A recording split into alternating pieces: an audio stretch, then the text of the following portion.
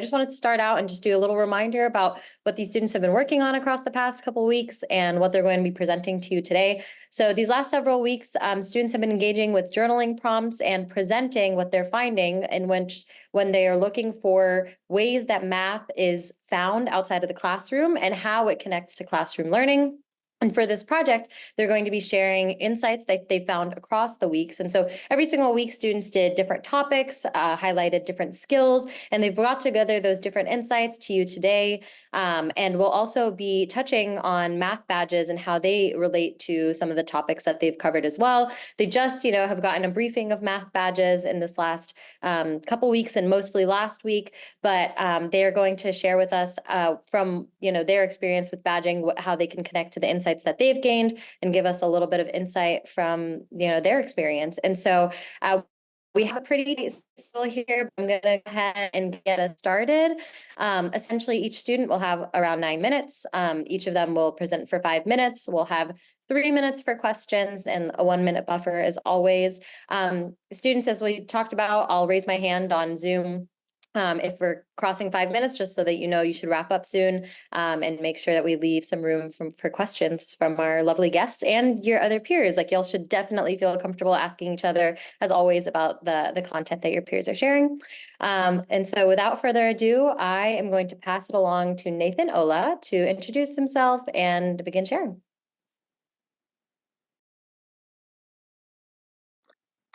Good afternoon, everyone. My name is Nathan Ola. I go to Ridgewood High School, and this is my final project to end the IMBI Micro-Internship.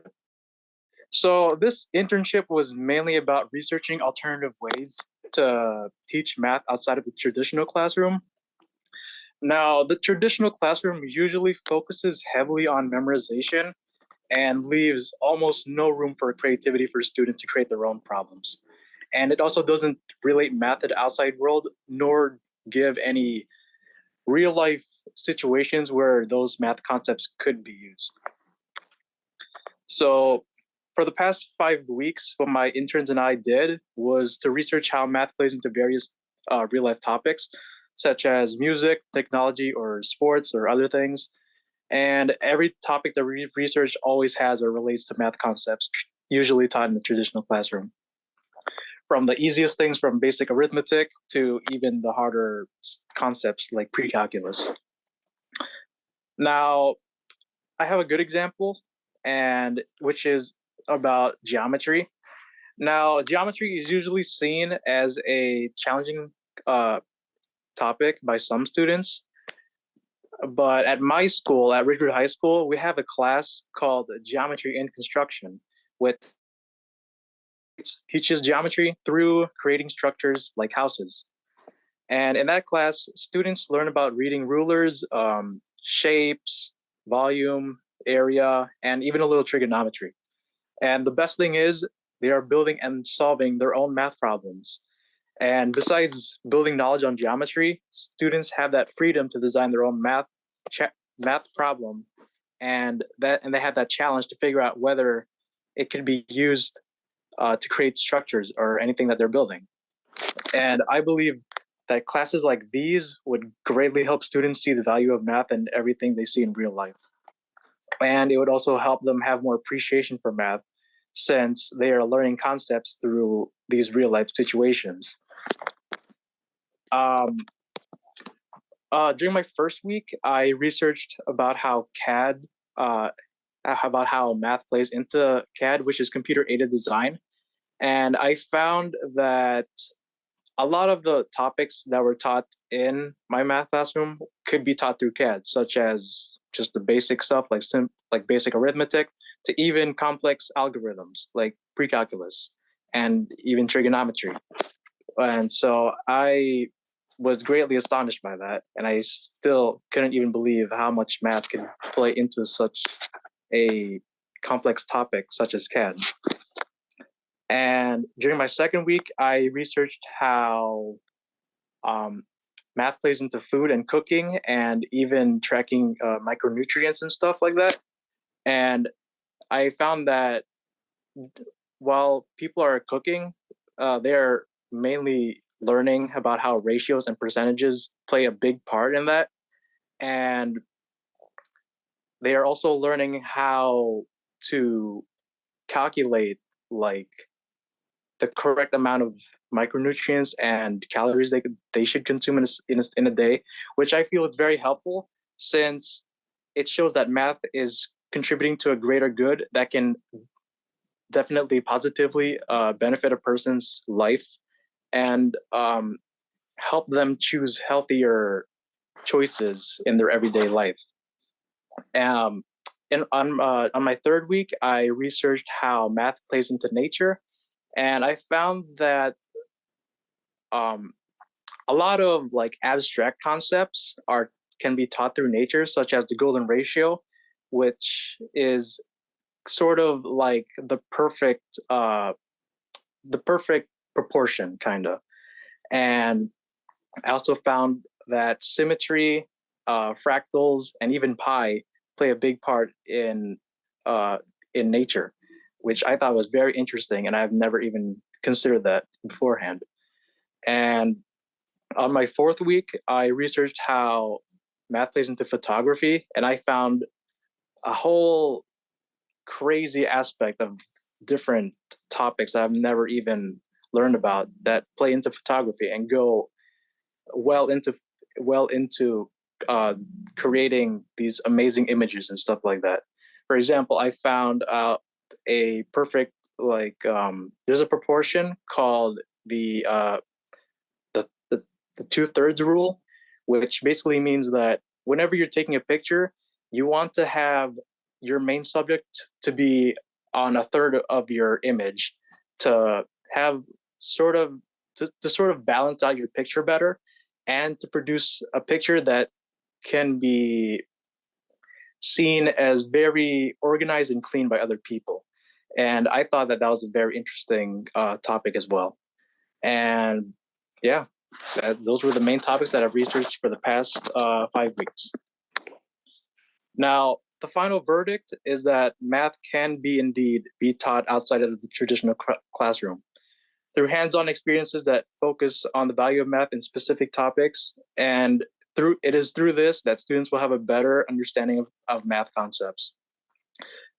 In addition to that, they will also maintain knowledge better because they are constantly exposed to these real-life topics every single day. Therefore, these concepts will live with them throughout their entire lives. And before I end my presentation, I just want to quickly state what math means to me. To me, math means pretty much my entire life. There is not a single day where I don't use math, especially like in my hobbies, at school, budgeting out supplies for my business, and yeah, things like that. How would you make sure, if you were talking to teachers or folks in a school about math in the real world, how would you make them feel comfortable that they could get to really kind of rigorous mathematical content in those other settings? I would say to have them research to research how math plays into various topics in real life, which can also which can then like show them how much like how do I put it? Kind of like how like like how much of our real world actually depends on math and stuff like that. And so yeah, I don't know if I answered your question. Sorry. That's great. Thank you. Yeah. All right, well, we're up on time on this presentation, but I want to thank you, Nathan, for your wonderful presentation and for your thoughtfulness throughout the entire internship. And I'm going to pass it along to our next presenter, which is Karthik. Okay, so for my presentation, I chose to talk about physical learning in alternative mathematics education. I have my full document here. In case anyone needs it, I can send it to them. But essentially, the first question to ask is, what really is, at the end of the day, physical learning? And so physical learning is essentially a learning method where students learn via hands-on experiment with the ideas that they're learning with. A physical learner or kinesthetic learner, a more formal way of putting it, is a student that might understand how wind turbines work better by physically building a wind turbine and playing with it and exploring how it generates electricity. And so essentially, physical learning is just that, learning via hands-on experimentation. And a lot of people learn best this way, and that's been documented in a lot of research. So the question is, how can we provide an opportunity for students to learn mathematics via physical learning? And so it also, another really nice benefit is that it ties well into inquiry-based learning, which is a process of learning where students conjecture their own results and come up with their own things that they want to do.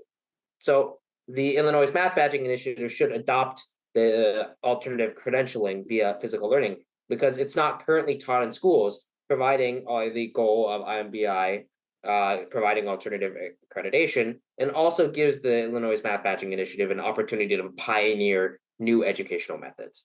And so in order to explore this, throughout my 5 weeks interning, I've created various reports that focus primarily on physical learning across the elementary to high school spectrum. So the first one we'll start off with is an elementary school example, the D equals RT relation. If someone is moving at 60 miles per hour, how far do they move in 1 hour? That's an easy question, 60 miles, right? Various physical ideas that are familiar to students can be introduced like this, and that brings us to the idea of a unit rate. Ideally, students conjecture what these unit rates mean by themselves, and then after that, they explore larger questions. 60 miles per hour for 6 hours, how far do you move? Well, you have 6 hours, and in each hour, you move 60 miles, so 360 total. That takes, and doing this to students and giving them repeated ideas without having them blindly get the relation gives them the opportunity to conjecture their own results and physically, via experimentation, like pushing a button a certain amount of times per second, actually understand what they're doing. And so the next topic to discuss, and these math badges, this topic sort of lines up with the M100D, M100F, and M101A topics. The rest of my other topics don't really fit into any of the specific math badges given in the document so far. But essentially, the benefit of this is that this approach allows students to gather a physical intuition for why things work, and it treats physical learners better. So our next thing, I guess, is at the middle school level or the early high school level, and that's vectors. So our key question, I guess, is why do we even bother developing vectors? And so the first thing we want to do is, let's say we have a person A, and let's say person A walks somewhere at a constant speed. We need to know 2 pieces of information to determine where A goes. How fast are they going, and what direction are they going? We can combine this object information into one object and call it a vector. And this is the key idea of vectors. They combine multiple pieces of information, multiple coordinates, multiple ideas into one thing, and that's really important. And so once we have that, we can ask other key questions. What happens when the motion of A changes? Like putting A on a train, for example, and they're walking diagonally within a train moving straight. With our previous description of just direction and speed, this is difficult to answer. But experimentation in various test cases, again, like a person moving on an escalator, seeing what's going to happen to that for students can help them conjecture the idea of components. And this provides a natural intuition for why we develop these mathematical ideas and why they're important. And so I have a lot more on vectors actually in my more detailed report covering cross products, dot products, and other ideas related to vectors, but not enough time to cover that now. So that'll take us to our final topic, which is at the upper high school level, almost a capstone class of sorts, introducing linear algebra via quantum mechanics. So in quantum mechanics, a little bit of exposition. The best way to describe a particle involves shoving the information about a particle into a state vector within a state space, which is obviously going to be a vector space if you have familiarity with linear algebra. And so the observables of this particle end up being linear, and they correlate to the linear operators on the state space. And the quantities operators can observe actually correlate to the eigenvalues of these operators. And these operators, specifically the position and momentum operators, provide a motivation for the development of the Fourier transform. Because it turns out that position space is very bad for calculating momentum, but applying a Fourier transform onto the space takes us to a new space, momentum state space, where it's very easy to calculate momentum. And so math learning wise, this provides a very physical motivation for the development of linear algebra. Combining this with an AP Physics C class, for example, students can do physical experiments and see, oh, this operator is linear. Oh, this particle has a lot of different information. why don't we just combine it into one thing?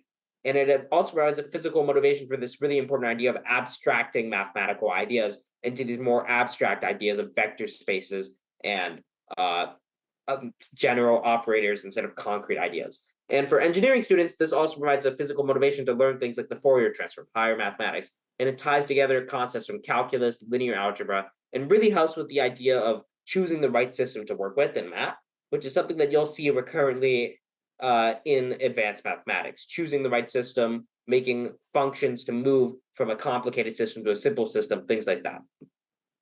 And so our key conclusions essentially are that physical learning is in a very important alternative learning form. Many students learn best this way, and it's our duty as educators to provide them with an opportunity to learn this. We can incorporate into math education in various ways, and specifically, I covered the case studies of D equals RT, vectors, and linear algebra and the Fourier transform via quantum mechanics. Thank you guys so much for listening. Do you guys have any questions? You mentioned specifically with hands-on learning. It reminded me that in Nathan's presentation, he talked about how he also has a geometry and construction class, just like we do at our high school. And at our high school, our geometry and construction class physically builds sheds. And I was wondering how much different physical or a geometry and construction class would be with or without the actual shed building process. What are your thoughts on that? So do you mean like a geometry and construction classes and just like applying geometry to build blueprints of sheds instead of actually just going and physically building the sheds? Yeah, like what physically building the shed, what more does that bring to the like geometric learning process? So I think the big thing here is this sort of tactile development for a lot of students. They get that muscle memory, and that translates to physical memory and understanding of like how pieces fit together. Another thing what I did actually for one of my other reports that I think this was a side exploration, was on angle similarities. And it turns out that like if you take physical models of angles and shove them together in triangles, and so you can get a tactile sensation and like of how you actually put together angles and why those triangles have to be similar, or in what cases, specifically, I believe the SSA symmetry, where that breaks down. I have a question. I was just wondering, since you said like you would try to introduce vectors at like the middle school level, right? So like, what would it look like introducing students to vectors about at the time they're learning like, because like using like middle school, you're learning like basic like equations and stuff like that. So like, how would it work applying vectors when they're learning that? Like, how would you jump from like equations to like applying like vectors and stuff? Well, I think a lot of people in particular do an integrated mathematics course in elementary school, where you cover both the fundamental ideas from algebra, from like pre-algebra and introductory geometry. And while vectors, I don't think are covered in all of these curricula, they're certainly covered in some. And so like this is particularly oriented towards some of those like integrated classes, where like one day you'll do equations, one day you'll do coordinate geometry with that algebra. And so like one day you'll take some mathematical ideas that use vectors, like systems of equations and components, and then tie that into vectors and how we can use systems of components to solve the overall vector system. Thank you. Awesome. Thank you so much, Karthik, for this really thoughtful presentation and connecting it to the classroom. As we head into our next speaker, who's going to be Autumn. Autumn, while you pull up your slides, just want to take a moment to, really share that all of these presentations that you're seeing are going to be such different topics, because we've kept the prompting for this assignment quite open. And so that's one of the beauty of that's some of the beauty of having so many different students with so many different interests, is that you see their interests come to play during these presentations. We've gotten to see them through the last several weeks, and I hope that you enjoy learning about math in as many different areas as we've gotten to over these last couple weeks. So without further ado, I'm going to kick it over to Autumn. I'm going to preface this saying all of my journals, I've specialized in learning and researching about stage lighting design, like for theater. So everything, it's just been different subsections of that, but everything ties into lighting and theater for me. So, expanding knowledge, learning math specifically for real life situations is very common. To be safe, there are specific equations like W equals A times V that should be learned in certain situations, which is watts equals amps times volts, just basic electrical knowledge but it can be life-saving to learn when we're working with specific things like lighting design. And there's specific equations like that for all sorts of different topics and jobs. Learning new things in order to do new things is just how adulthood works. And even the math students learn outside of the classroom can be applied to actual situations. Math can be learned in any form and still used. It doesn't have to be learned in the classroom because it's everywhere. And creativity is set in math. I think a journal from someone else, I think it was Arav, mentioned something about random things are actually like calculated. That's a bad description, obviously, because he had like a whole presentation about it, but like how random numbers or random things aren't actually random and there's math behind it. And I think that's how like creativity is also like that and designs are like that. Like you go to school to learn how to make these designs on your own. So there's always a process behind all of it. And using the math learned in the classroom to make design choices and is an example of how students can apply math outside of the classroom. Badge 151D can be used to solve problems like incorrect measurements and designs, and that's 151D is solving design problems with math. For example, Swickard Auditorium, my school theater, has very uneven lights. I measured them all for one of my journals, and they're very, like, none of them are the same. And after everything I've personally learned about connecting math to the outside world, I couldn't have done this before, like learning how to connect math like this, but now that I have, I could absolutely like draft a full blueprint of a lighting plot that had correct and uniform lights, and it could contain like the angle of depression and the radius and the coordinates and then congruency and so on. Now that I've learned how to apply that to the real world, now that I've made that connection like through this program. I think like variables and equations and like relative shapes are constantly being recognized in people's minds once they've learned about them in school. And then, like I said, like unlocking a student's potential to recognize those patterns that they've learned in school outside just better aids them to seeing just how much math is outside of the classroom.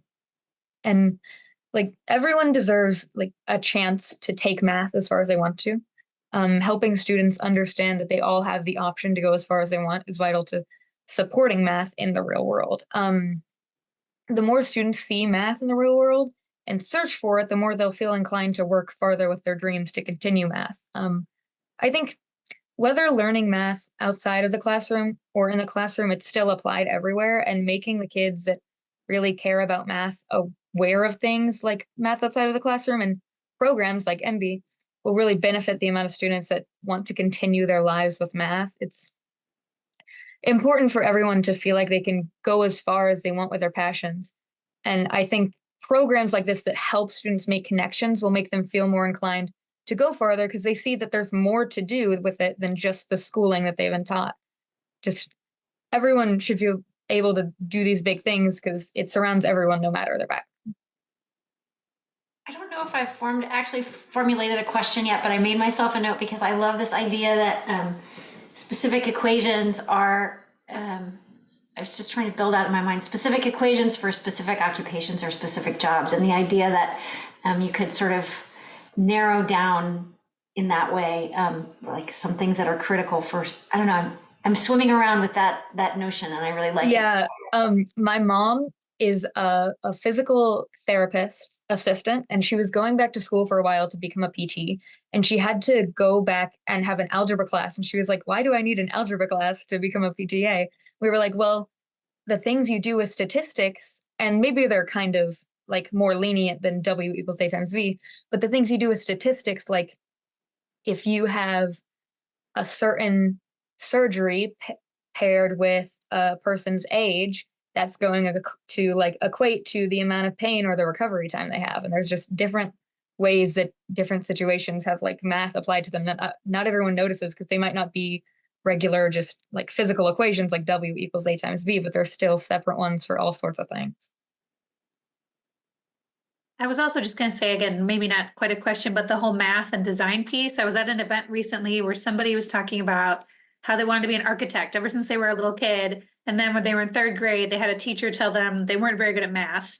And then they learned that you need math for architecture. And they were just like, well, I guess I'm not going to do that because my teacher had told me I wasn't very good at math. Right. And it was this whole like, I don't know, like a sad moment, but also how that one person telling you something about math and not also connecting that like you're excited about this thing, right? I love the math and design piece, and I think we don't put them together as much as they actually go together. So I just appreciate that call out.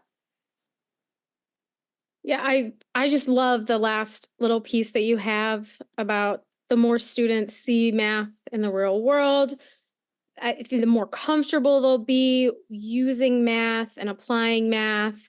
And it just relates to that physical learning that we just talked about. The more hands-on we get, the more comfortable we'll get, and math won't be such like a scary and obsolete topic that has no purpose in the real world after high school. So I love all these connections that everyone's making.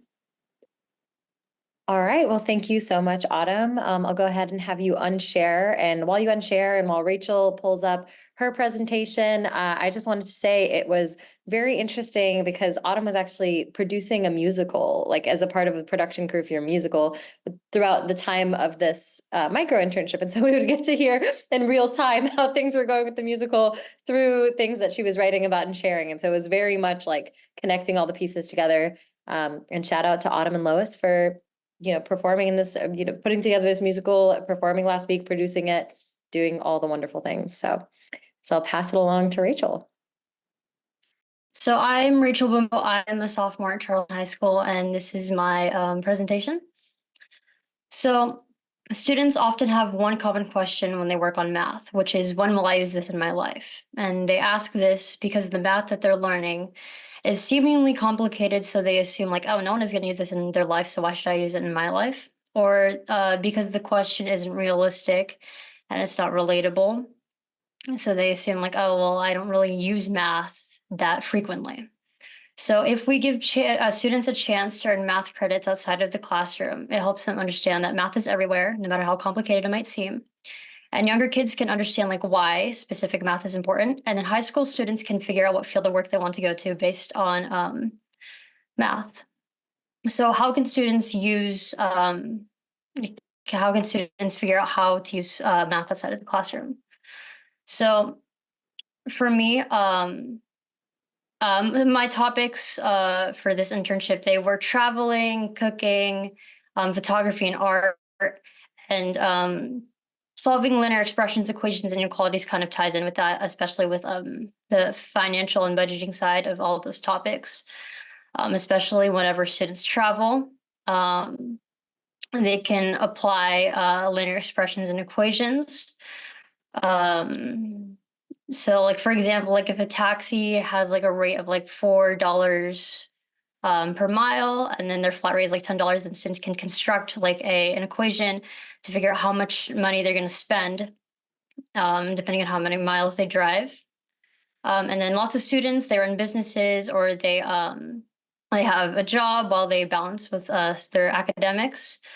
So they can also use that to plan out their finances for their businesses, or how to manage their finances properly, even if they don't run a business. And that's extremely important in life, since finance is an extremely important skill that everyone needs. And then badge 101A also kind of ties into this badge as well. It helps students to think about a realistic scenario, and it helps them to properly solve an equation and what variable to solve for. For the next badge, comparing different data sets. So again, you can really use this in finance. And oftentimes whenever data sets are presented in the classroom, they're more realistic, but people often forget that you can use data sets in real life too. So it's used in finance, and some like schools and school clubs and like organizations can use data sets. So like, for example, if an art club is setting up like a fundraiser, so they look at like past fundraisers to figure out like what they should sell more of, or like what they should make more of, because based on like past data, that's sold more. So they're like planning out what to do. And badge 113F also kind of ties in with this, since calculating the probability of events can help strengthen decisions students make, since they have a graph for a visual, and then they have a percentage that helps support their decision. And then comparing data based both on graphs and percentages helps students make good decisions. For the conclusion, I know I talked a lot about like financial situations, but of course students can use math outside, and they can apply math outside of financial situations as well. I just happen to use financial situations since it's an extremely important skill.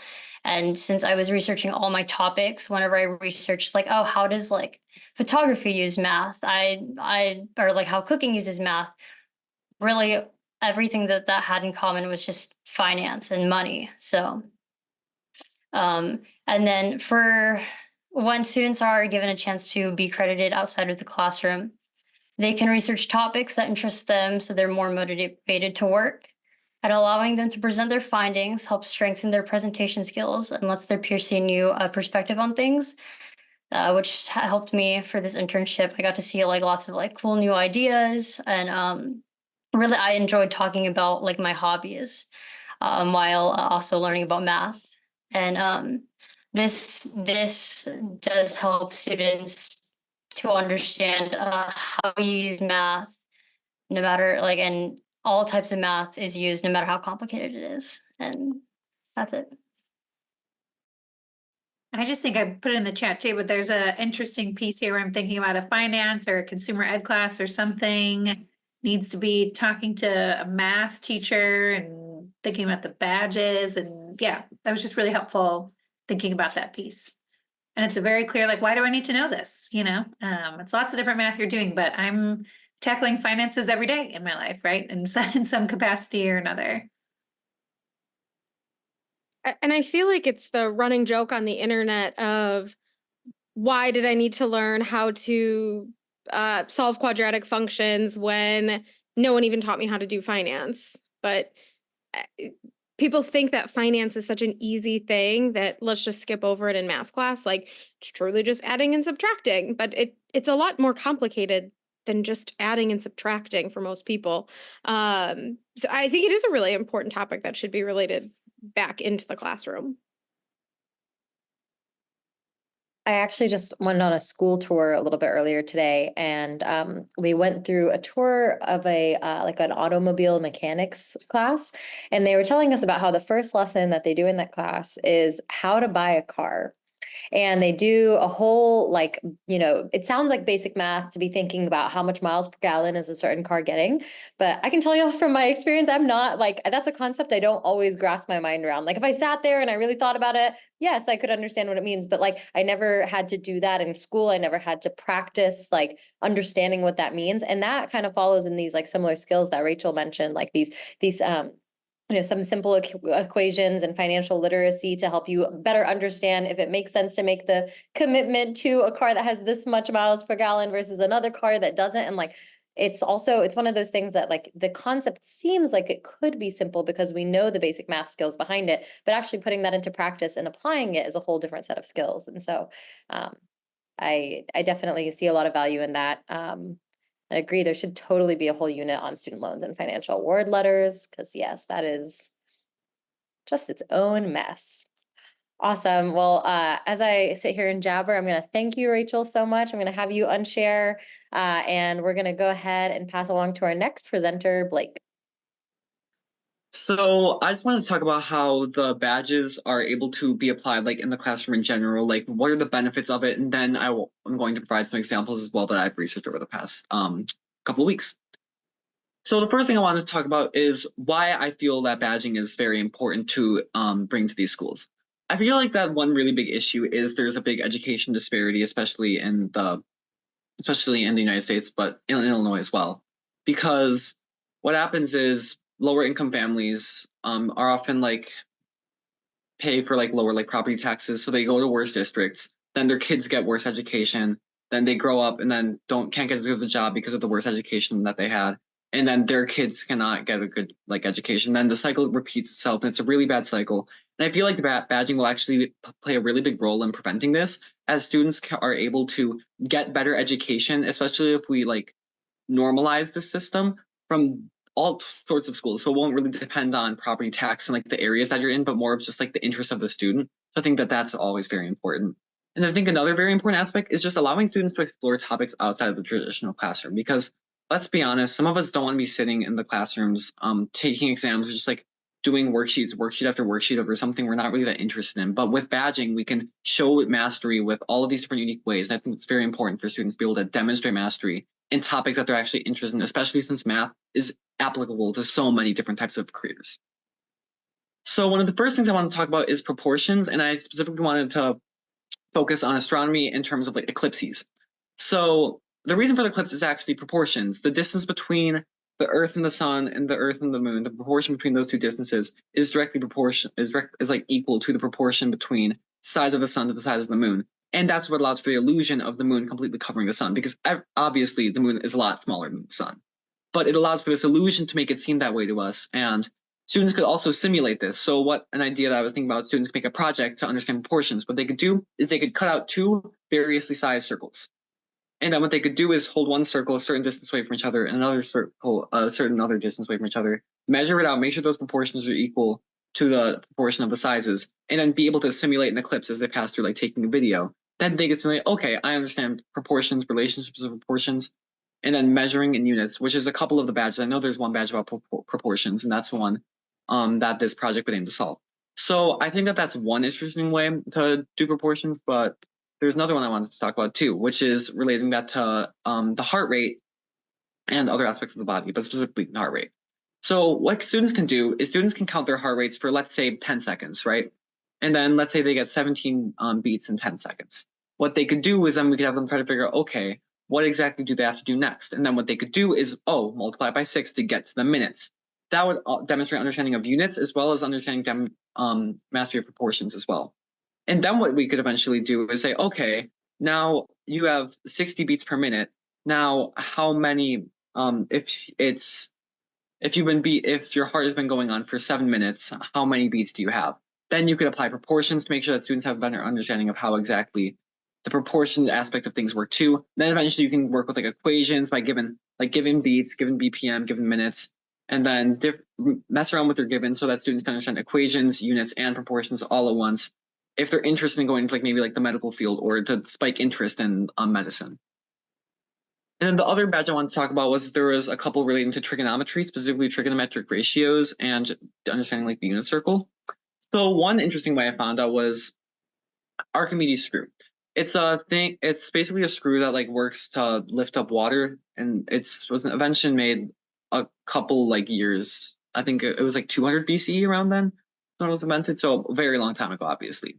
So what students could do is, if let's say they're interested in researching history, they could research Archimedes, find out his different inventions, and see applications of this. They could see, okay, in this little diagram here, and then we could say, okay, let's say you're given this angle, and this angle, and then you're given the set side lengths, and you could find out different side lengths and maybe even apply the trigonometric ratios onto other trigonometric ratios to eventually find out, with only a certain number of givens, all the sides, all the angles, and kind of get the whole big picture of the whole thing, So students that are interested in history and engineering too can also get this new idea of math.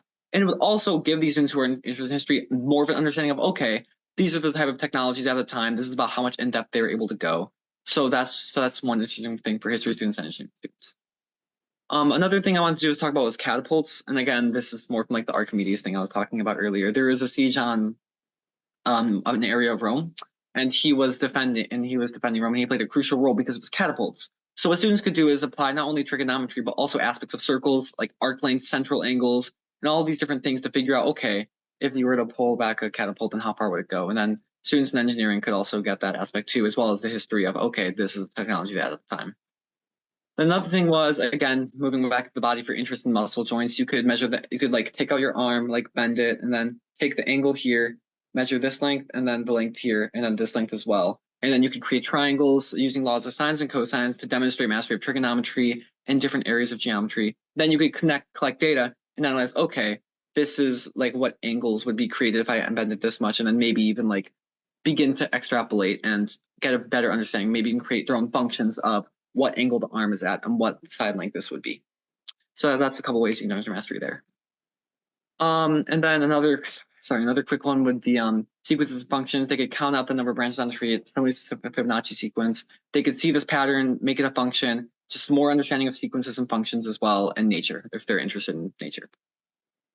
And then, so just to conclude, I think that badging is very important, and I think that will allow it to bring these opportunities to other students, and it will allow for them to actually investigate what's interesting. And I know I had a lot of examples here, and I'm sorry for that, but it was just some interesting ways I thought that students could apply their knowledge into whatever method they're interested in. And that's all. Blake, did you, with all of those examples, and since you gave a good amount of thought to all of that, did you find places in areas that you want to pursue particularly where you felt like you could have some practical applications in that way? I actually want to eventually be a math professor. So the bigger thing would be maybe when I'm shadowing like maybe younger like students, just being able to apply all the things at once to create projects for students to engage in would be the big thing, because I want to go into the education aspect of it. So. But there was some great conversations across the days about like interdisciplinary classroom work and like being able to tie what you're doing in other classes to math concepts and gaining skills in that way. And so that was, you know, brought up in history, but we've also talked about it a lot in like art classes in a few different contexts as well. So it's really cool to see it brought back up in final presentations as well. I was thinking similarly with the catapult in history and how, like, I don't know if you could actually do it because it's technically a weapon, but how could you improve the catapult? Or if you're like, that's too weapony, how could being off by a certain measurement, like what if instead of a 37.5-degree angle, they made it a 42-degree angle? How would that change how the catapult worked? Would it be better, or would it not be as effective? No, it's a great question. It's definitely really cool to like have some more like real life context, not just real life context, but like real life consequences questions. Like what would have happened here if that catapult was not, you know, at the correct angle? So that's really interesting. We're going to go ahead and move to the next presentation, if that's all right, which is Lois. And then we'll come back as soon as Samantha's ready. Okay, hello everyone. My name is Lois Baker, and I'm a sophomore at Charleston High School. For my presentation, gotta move you guys so I can present. For my presentation, I decided to do mine on, I chose my multiple different badges. So for starting out, of how many different ways that students can identify math. So like we've talked about with other examples in the past, we have things like art, we have music, we have history, we have sports, finances, and a bunch of other different places that students find a lot more interest in than like, you know, your typical stuff. Oh, poor Samantha. Sorry, Samantha. Oh no, my slide. Okay. And that knowing where you can apply math in the real world helps learners understand why learning math skills are important for their everyday lives. So like we've talked in other presentations in the past, things like, when am I ever going to use this in real life? Why does this matter? Why do I need to learn that? I find that a lot of students, particularly once they get to high school, lack a lot of motivation when it comes to like learning different math in different situations. So giving them real reasons to learn that math is a really good way to motivate them to continue working. So I mostly just picked badges that went with the examples that I had. So like badges 100D and 100E talk about proportional relationships and specifically like with data and data analysis. So for a specific example that you could do to teach or complete badges 100D and E, is one of the journals I did on the stock market specifically, of looking at the percentages of how much a stock is up versus how much it is down, and how those specific percentages are like proportional to each other, and how that influences your decisions on which to invest in. as well as, how much of a percentage should you invest in each stock at each time. Not to mention that it also strengthens students' financial responsibility, like we talked with in Rachel's journal, about being responsible for your finances and knowing what you can and can't spend. For my next slide, I believe it's the modeling cycle. I'm waiting for mine to load. With the modeling cycle, I specifically think a lot about science. However, if you don't want to think about science, I also did kind of like Blake's. I did a journal on ancient architecture, specifically with Roman theaters and Egyptian pyramids. So with those examples, I thought, students could reason and decide why they would want to build a Roman theater with a specific polygon is what they used to design them. Reason why they would use that specific polygon and actually design it. But a more hands-on version, if we're going to relate to some of the other earlier journals, is to actually build a physical pyramid, and then to measure all angles and sides, use the Pythagorean theorem, and determine what kind of triangle you have and whether or not that would have been a suitable enough pyramid back in the day. So that shows students how to determine the problem of creating their structure, choosing the strategy, reasoning how they want to create their pyramid or theater, finding the values of their the angles of the polygon or the angles in the triangle, explaining what they mean by just continuing to reason why those angles or portions are correct, making sure that they make sense, and then deciding to change or not to change based on the evidence that they find. And that would be a more hands-on way. And also, like we were just mentioning about including other classes in math class, helping students relate their other classes as well. And for my last one, I incorporated quite a few badges of 111B through E, basically, which all pertain to collecting, comparing, and analyzing different data. So for this example, I thought that students, in my first journal on music education, I did my own statistics on my fellow music students at my high school. And I asked them what class they were taking math-wise, what music activities they're part of, and how they themselves rate their comprehension in their math class. So not just their grade, but how do they feel like they understand their math content? And taking results like that opened my eyes to backing my evidence with my own research. And I thought that that is something that is really good for students to experience as well. So if you're taking a statistics class or an algebra class of some kind, maybe at the beginning of the year when students are getting to know each other, have students pick one or two specific questions and survey their fellow students to take data on them. Like I said, I had 2 or 3 questions, and then you could also plot that data as I chose to do a table, but you could also do a pie chart. You could do a graph and a bunch of other ways that you could represent that data and then look at it and say, hey, is there a correlation between music students and their math competency?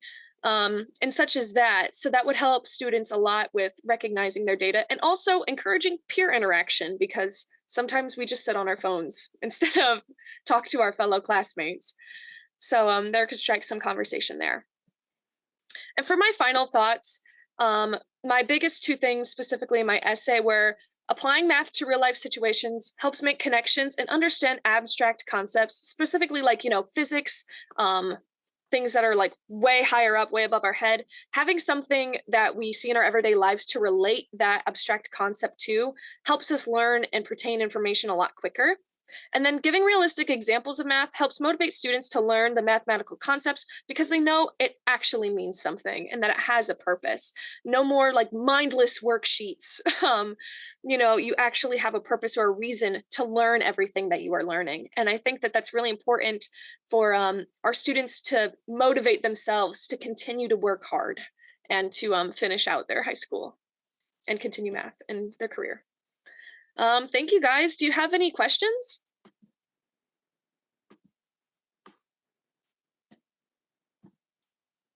I just loved the connection once again to history with the pyramids. I absolutely loved the pyramids back in high school, and any opportunity I had to write a paper about the Egyptians, I would totally take it. So if my teacher offered me a project on studying the pyramids and the shapes and well, why did they even pick pyramids or triangles or the angle measures and all that? That would have been so cool to me and so hands-on. So I love that connection. Thank you. Yeah, I looked back into like all the historical stuff of how they didn't have a lot of mathematical knowledge. And so for them to create something that has lasted so long and so structurally sound with not as much math as we would have thought, simply like practical math. I thought that was really interesting. Yes, absolutely. If you take in that historical perspective of, I mean, they didn't have calculators. I think they were using like abacuses. I think that's what they're called. Yeah, the little beads. Yes, yes, that's what they were using to do their math. You didn't have a calculator. You didn't have a computer blueprint drawn up to help you. It was just remarkable. Any other questions? I just have to tell you, Lois, that when you started talking about that you surveyed your classmates and you just hit me right in the heart. So that was amazing. You're speaking my language. I love that you did that. Aw, thank you so much. I think it's cool that you did the statistics, but I think it's also really important to be on the receiving end of that, because I was asked the question because I do music and also, and I think that was cool for me. It like opened my eyes to correlating things. So you don't have to be the one like helping other students find that out by asking them things, is also just spreading that awareness. And I talked to like Dania about it a little bit of like, it doesn't even have to be incredibly formal. So I asked like some of my friends that I knew really closely over text, but then I even put a poll up on a social media story and asked my friends on social media how they did it or what their comprehension was and stuff. So it doesn't need to be like it's not incredibly difficult, but if it was incorporated in a class, I think it would also help students get to know each other a lot better and interact with each other, which I think is a really important skill that we're missing out on in a lot of current classrooms. Awesome. Well, I want to thank you so much, Lois, for all of that incredible work, for that beautiful presentation, to all of you for this discussion as well. Okay, so this is my summary presentation. I'm Lucas Brower, and I go to Illinois Math and Science Academy. So for my paper, the math badge that I chose to relate to my explorations during this internship was M212. This covers predictive modeling within statistical context, meaning that students must differentiate between statistical and non-statistical questions, and it also covers understanding of the outputs of these models and determining the statistical significance or relevance of results through the use of error and analytical functions. So my subject of exploration, I chose to explore the intersections of math and technology, and specifically like a lot of different computer science topics. So from my 5 topics, I ordered them in my determined order of complexity. Starting with general programming, coding utilizes a lot of logical operations like if, and, or, not, and expanding upon basic logic, coding incorporates discrete mathematics or topics like propositional logic, predicate logic, and set theory. Programmers also use big O notation to model time and space allocation complexity for algorithms with a given amount of inputs. These functions are mathematical representations of the predicted time to take a complete task for any number n of inputs. Moving on to rendering or rasterizing geometric primitives within computer graphics, we have a lot of intersections with geometry, trigonometry, linear algebra, and vectors. Transforming images within graphics involves a lot of matrix multiplications of coordinates, which are often in different systems, like 3D Cartesian, polar, or cylindrical coordinates. Rendering images is the detection of intersection with your screen in these shapes, and rasterization is the discretization of continuous geometric primitives into pixels or the smoothing of lines. This was actually my attempt at doing this. If you're wondering why the orientation is weird, it's because it was my attempt. Going to data visualization, it's an imperative step for understanding the relation of variables to the outputs. Good visualization of data allows for the recognition of apparent trends within data sets. And one such technique is dimensionality reduction, which projects a larger dimensional data set onto a smaller dimensional region. Specifically, I have a heat map here, which a 3-dimensional graph is projected onto a 2D plane, and the 3rd dimension is then represented by color. My next topic was ray tracing, which is the high-quality rendering of images through use of applications of Monte Carlo integration or just high sampling techniques. Ray tracing traces rays from the camera to the light instead of from the light to the camera, and sends out numerous rays per pixel to determine the intersection of solids and light sources.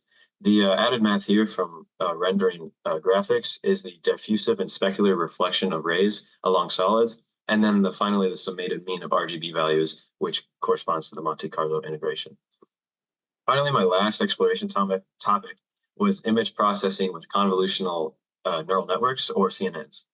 A CNN is a feed-forward neural network, which means you give the model inputs, it feeds it through a lot of layers, and then finally you receive your outputs. Each node within the layers applies some convolution or function to the input values to achieve some activation function. The weights on these convolutions are determined by optimization functions, one of which I explained in my paper was gradient descent combined with backpropagation, which this essentially uses the gradient of a function or path of steepest ascent going in the opposite direction to find the optimum values of a function to minimize the error of any function. So the way that this relates to the badge, as you can imagine, these explorations are hard to categorize with a single badge, but this one actually intersects with 3 of my topics. These learning objectives or indicators correspond relatively closely to specific aspects of my explorations, and starting with 212A, engaging the modeling cycle, that corresponds to the objective function selection for gradient descent, which needs a good model type in order to minimize error sufficiently. 212B and C intersect with data visualization, as it allows for a differentiation between statistical and non-statistical questions through seeing if they have variance. Dimensionality compression shows hidden relationships between specific variables by reducing the noise generated from an extra unnecessary dimension. And visuals facilitate the selection of appropriate models to fit a data set. 212D covers gradient descent error function creation and representation of error via data visualization. 212E is implementing machine learning models. This is an easy application of convolutional neural networks, which I discussed, because you can use linear, classifying, or clustering convolutions within those nodes to fit all 3 types of machine learning models depicted in this indicator. 212F, improving predictive model fits, goes back to visualization, again, because it covers visually demonstrating some models fit the data better, and dimensionality reduction decrease the number of variables in a model. And finally, 212G involves feeding inputs into a CNN and understanding the significance of the output. Oftentimes, CNNs don't necessarily have units, but in predicting an output of a data set, you have to understand what you're actually understanding. So in terms of image processing, you usually have a 0, 1 indicating whether or not there is something present in it. And then you have to understand that there are limitations to models, and you have to implement them within your code to prevent infinite recursion of optimization techniques if you're trying to attempt to minimize error to a certain level of tolerance. And because I realized that I may have omitted a lot of pertinent information, please ask me questions.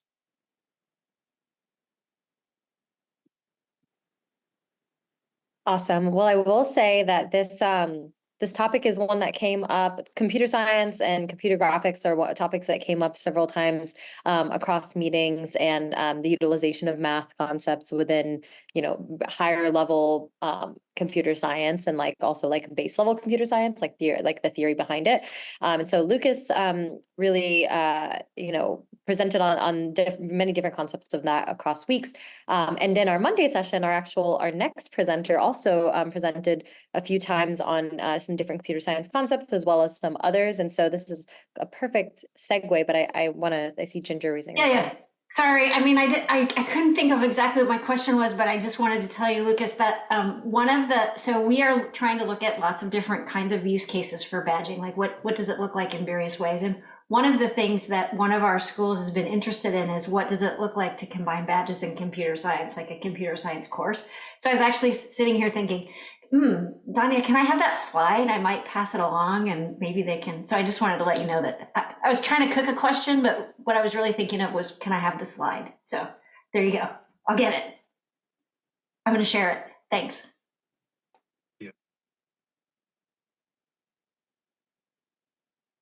Awesome. Paving the way for, math badges and computer science, Lucas. And so we're going to continue along and pass it along to thank you so much. And we're going to pass it along to Arav. My name's Arav Shah. I'm a sophomore at IMSA. And so throughout these last few weeks, I've looked at in my journals, I've kind of looked at 2 aspects of math. So I looked at computer science, and then I also looked at chess. And so they sound vastly different, but the one main point I came across with when I tried to abstract it was that math classes are meant to teach a way of thinking.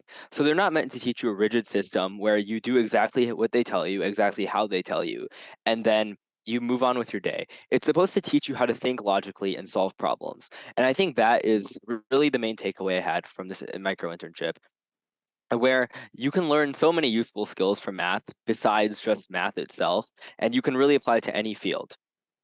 And so I found 6 key uses of math throughout my exploration. I think the chess really helped with the logical reasoning, the problem solving, and the creativity aspect of it. And then I also learned that math can help you have a growth mindset. It can help you understand society and really further society as a whole. And it also has a lot of practical applications. And so starting with the practical applications, just looking around, there's so many different applications of math just in our daily lives. And I gave an example of the smartphone or even the computer, which uses binary and logic gates and just so many different mathematical applications. It's performing thousands of calculations a second just to give you this device that can do exactly what you want to do, exactly how you want to do. And even again, like there's so many applications, like even the room I'm sitting in, I'm sure there was geometry that went into just constructing this room and having it be space optimal, but also space optimal, but also cost efficient. And then moving further into this, you can see logical reasoning. By taking apart math and identifying patterns and testing solutions, we can approach challenges logically and really learn how to think about not just math, but about life as a whole and different problems that we encounter in our life. We can use a logical solution framework to be able to solve them. And this again ties in with my next point about problem solving. So math isn't just about finding the right answer, it's about the process of actually getting there and dissecting a problem into individual components and then exploring different strategies to test the solutions is a really effective tool to help not just in math but in any field, because problem solving and logical thinking are effective in any career, in any field, even in daily situations of life. And so like problem solving can not only help you solve math but also even like a social situation. You can look at it with a logical lens and try and look at the different aspects that you need to know and bring it together into a very effective solution. And another application, as I know some people brought up it before, is creativity and innovation. And so math doesn't seem like the most creative field at first thought, but looking into it, just testing different solutions and having to think out of the box for more unconventional problems, especially for competition math problems, can be it can start off, at least in my experience, it started off being really difficult, but as you get the hang of it, you can really see that creativity and innovation expand to different areas of life where you're able to approach all sorts of problems with a different view than you would have before. And I think that's just a really helpful skill because sometimes you have to break out of the norm and take an unconventional approach to help find the most effective solution to a problem. And this is one I found was really interesting because math, at least I found, it can help you cultivate a growth mindset. And a growth mindset is essentially where you, instead of viewing your failures as setbacks, you try and view them as stepping stones to move forward. And you try to, again, like in the name, grow rather than just stay fixed in your mindset. And so I believe math can really help with this, as it can help you persevere through challenges and really view difficult problems as a stepping stone rather than just a setback. And this can again translate to different parts of your life where you won't be discouraged by tougher problems, because after you eventually overcome them, you'll learn that that you can overcome not just those problems but also further problems and even more difficult problems.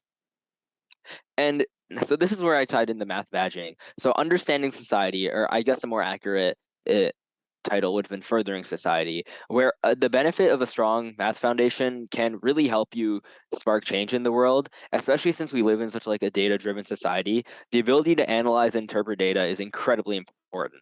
And so math badge, I know Lucas covered the same math badge actually. M212, just all the different subsections, which all have to do with different modeling topics or machine learning topics, really inspired this slide and this idea, because I think that using data effectively can really help make an impact on the world, whether it be inform policy decisions or even informing the public of different of different issues that are going on, or even scientific advancements, different modeling can types of mathematical modeling can really help further society. And here I have a statistic. It kind of goes back with what Blake brought up, where over 617 million children and adolescents are not achieving minimum proficiency levels in mathematics. And this I got from UNESCO.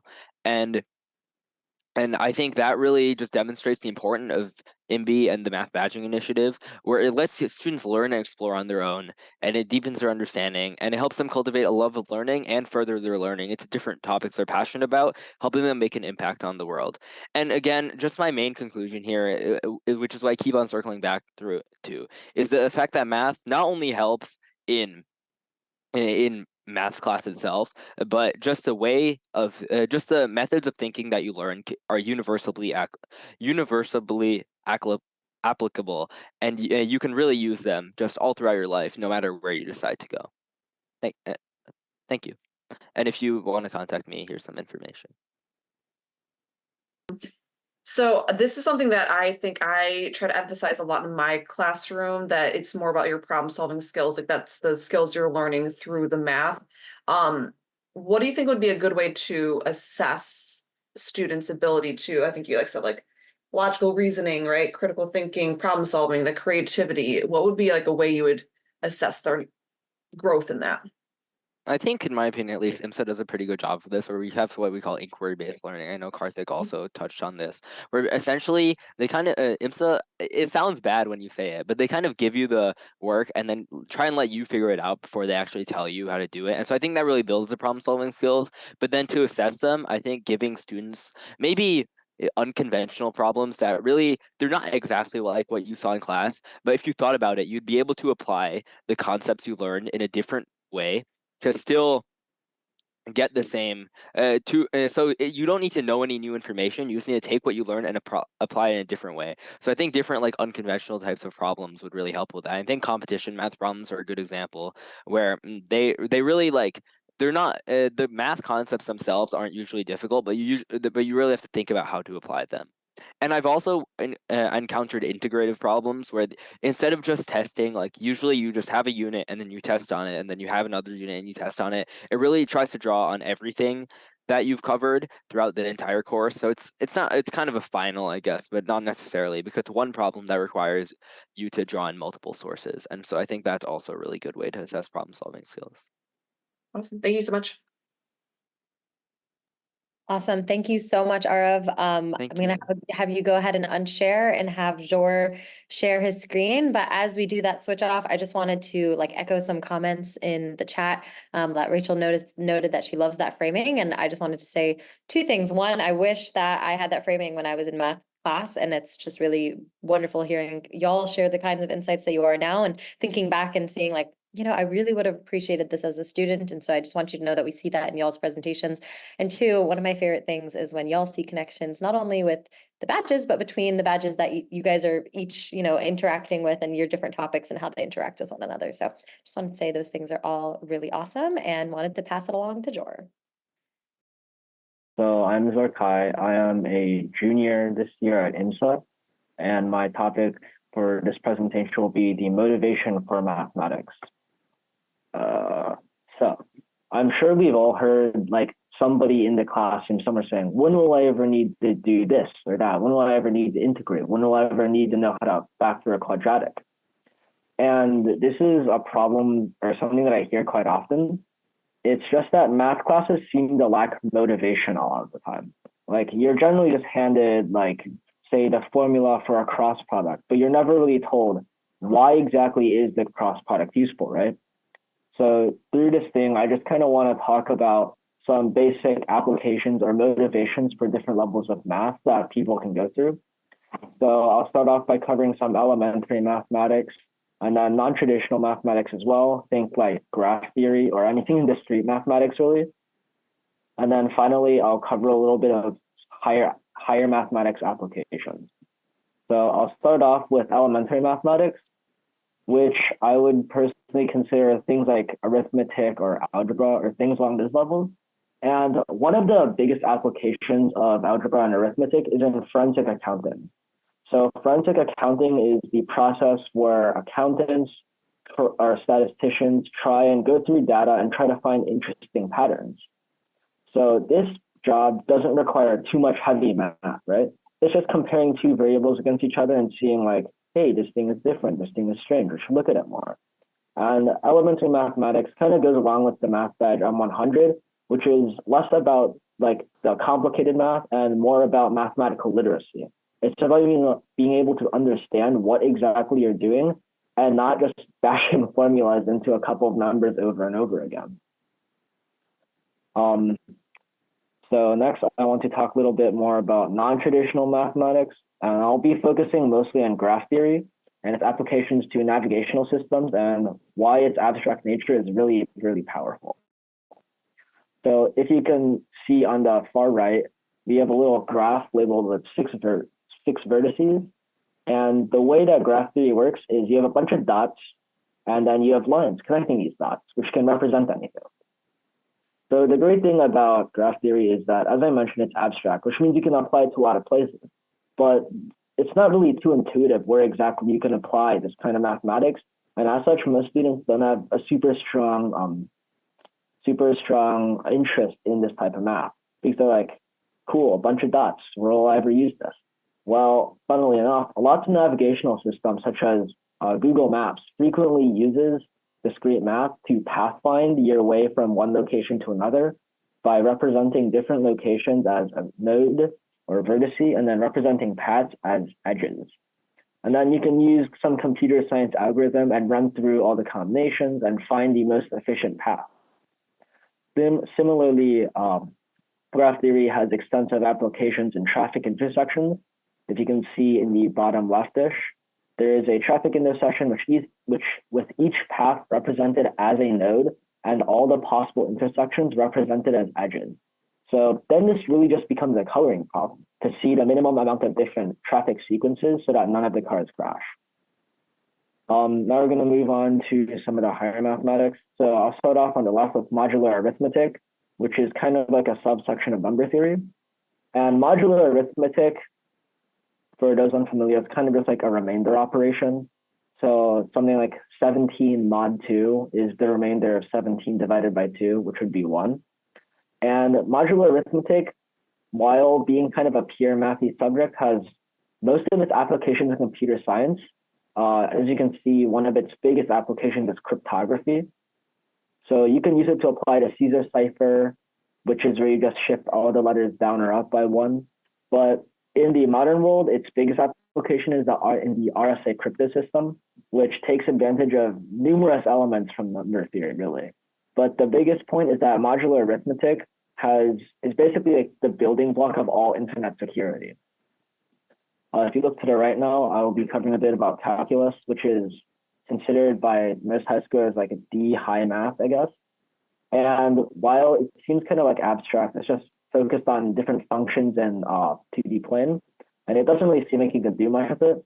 But derivation and integration are kind of like, they're why most hard sciences are able to work as they are today. For instance, for derivation, if you ever wanted to find, say, the peak or the minimum of a function, you can use it to optimize that.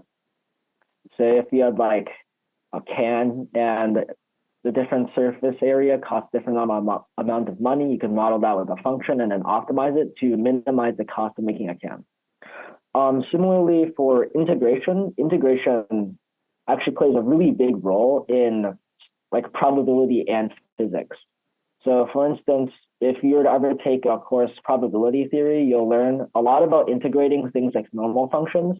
And even on the AP statistics exam, they won't tell you like that you're integrating, but they'll tell you to use calculator functions that do integrate a normal standard distribution for you. So integration plays a very big role in statistics as well. So my biggest point here is just that mathematical intrigue and interest is driven by motivation, but I'm sure you can read it. So this whole thing kind of goes to show that it doesn't really matter what kind of branch of mathematics you're going down, but it all has different motivations and possibilities as well as applications, which should be taught in classrooms to increase intrigue and interest. Thank you. Any questions? do you have like a prediction of like any particular badges that you feel like would increase like motivation like the most in class? Well, kind of the problem with applying math badges for the last two topics, the non-traditional and higher, is at the moment there aren't all that many math badges. But if we were to go back to like the elementary math, I believe it was, let's see, M100. M100 is a subsection labeled interpreting data, which is kind of a really big part about that little subsection I mentioned about forensic accounting. You need to understand what exactly you're doing in that job to make any sense out of the numbers you're making. Awesome. Well, thank you so much for those insights and that thoughtful answer to the question as well, Jor. Also, shout out to you for taking the SAT today and still coming to present so wonderfully. But I hope that went well. I'm going to go ahead and have you unshare and call up Roy for our second to last presentation. Okay, hello everybody. My name is Roy, and I will be talking about the applications of mathematics in the stock market, cryptography, music, and medicine. More specifically, kind of outside of the traditional classroom, I'll be talking about inquiry-based learning and how to make it more interesting, because it's currently being held at my school, and I found it pretty successful in teaching new concepts.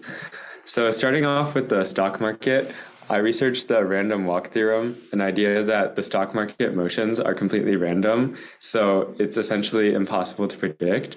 Therefore, as seen in this picture at right, the probability that the price increases drastically is very little, while the probability that the price remains the same around like a long period of time is much higher, which is the concept of a normal distribution.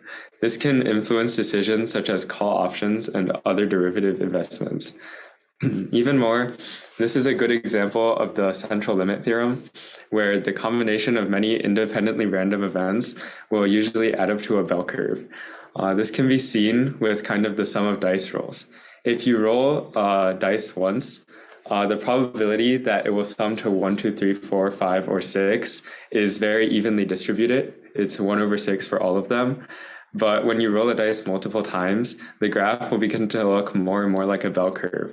And the image on the right here is the probability of the sums after only 4 dice rolls. So when the probability of each sum is calculated, they almost directly resemble Pascal's triangle, which is a fascinating connection to mathematics that can be used to teach combinatorics. And kind of tying this back to inquiry-based learning methods, this would essentially allow for students to kind of roll their dice on their own and rediscover Pascal's triangle, which would greatly increase retention. And I feel like it would make students more interested if they're actually teaching themselves about it. And this is in alignment with math badges 112, 100, and 101. During the second week, I researched cryptography, which is much more focused on remainders, sums, algorithms, and modular arithmetic. So for example, in the Caesar cipher, a number is chosen. I know Zora kind of talked about this, but each letter in the alphabet is shifted over by that key. So for example, if the key was 3, A would become D, B would become E, and so on. And if each letter was replaced with a different integer modulo 26, which is the remainder when the number is divided by 26, the encryption and decryption processes would involve adding or subtracting by the key number, dividing by 26, and taking the remainder. However, a much more comprehensive cipher that's harder to crack is the Vigenère cipher. Instead of a one-digit key, a word is chosen. So for example, if the key word was ABCD, each individual alphabetical character would be a number from 1 through 26, and the value would be added to the phrase which was being encoded. So in the case for ABCD, it would be 1, 2, 3, 4 repeated until it reached the length of the plaintext. And as seen on the right, the decoding and the encoding algorithms are relatively simple. And this could be kind of an introduction to, I think it was Math Badge 201, which Lucas and Zor both talked about. So once again, kind of these phenomena of math and cryptography can be discovered through inquiry-based learning, where younger children might try to represent these ciphers algebraically, and inevitably they would find the principles of modular arithmetic. And while I couldn't find specific math badges for number theory, it aligns with division, remainders, and kind of overall number sense. My third week's research was conducted on music. What I found online and with my piano strings was that the frequency and string length when jumping octaves doubles every single time. And in equal temperament tuning, each note of the octave is in the ratio of log base 12 of 2 compared to the previous note. Even more, the sound wave, visualized in 2 dimensions, is a sine wave. So based upon the mediums it may interact with, the frequency may become disturbed and it will change, which may teach advanced middle schoolers or high schoolers how to model sine functions based on given information, which could follow the formula A sine of B plus C and then plus D. And these 2 topics so far are both intertwined in modeling equations and exponential functions. And then tying back to the idea of ratios is the circle of fifths, which can be seen on the right. And it follows the ideology that the frequency ratio in between perfect fifths is 3:2, and the ratio in between octaves is 2:1. And so using multiplication and division, someone can find the frequency of every note by multiplying and dividing the first basic note, which we can call middle C, and give it a value of 1 a sufficient amount of times. And this teaches math badges 202A and 100. In an inquiry-based learning environment, a project may involve creating the circle of fifths using knowledge of basic fractions. Unfortunately, I don't have time to talk about everything I researched in the last topic, but when it comes to math and medicine, an incredibly important part that is applicable is modeling, kind of disease modeling, which is Math Badge 212. There are 2 applicable areas in which the math here could be taught. The first is for middle schoolers, kind of the inputs and outputs for a function and understanding how it will affect how the inputs affect the outputs, which would take different variables into account as they influence the output and gain a sense for how the function works. And the second application is integration, as the probability of getting the disease is the definite integral of the curve of a spread function between time t and t plus c, where c is some constant and it is the time in between the time the disease starts and the time where you want to see if you have it. And this is an interactive and hands-on way to model simple and complex concepts, and students could figure this out on their own if the concept is given to them nicely. That's all I have. Does anyone have any questions? I didn't have a question. I just had a comment in the chat that the area under a curve was one that I always really didn't understand why I had to learn. So I appreciate knowing now. It's a little late. So thank you.